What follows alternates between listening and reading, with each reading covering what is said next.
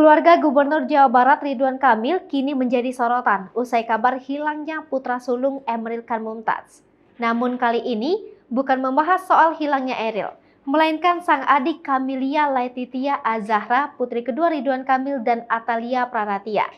Baru-baru ini beredar di media sosial video Zahra ikut The Voice Kids Indonesia 2018.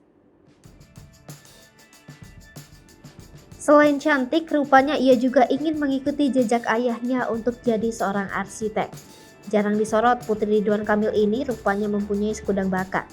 Siapa sangka kalau ternyata putri wali kota Bandung Ridwan Kamil ternyata memiliki bakat bernyanyi.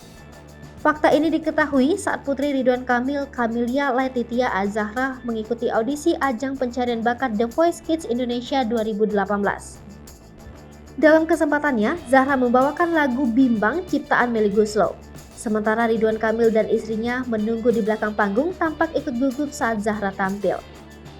Terlihat Atalia yang berada di balik badan Ridwan Kamil sangat terpukau dengan penampilan putrinya serta memberikan pujian. Sayang, penampilan Zahra tidak cukup berhasil mencuri perhatian Dewan Juri.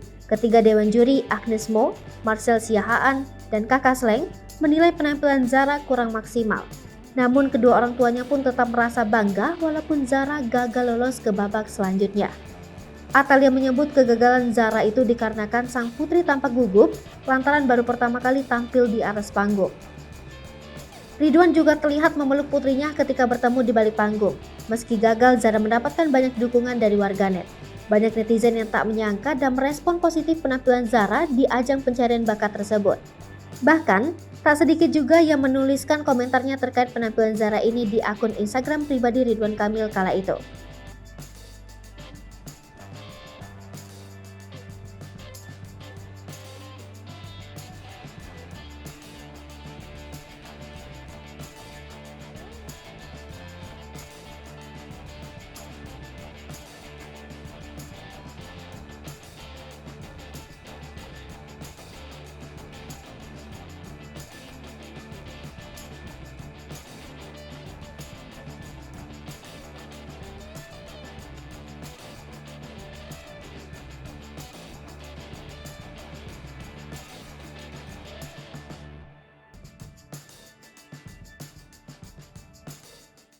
Hai pemirsa Sri Popo TV, jangan lupa komen, like, dan subscribe, serta tonton terus berita-berita terupdate lainnya.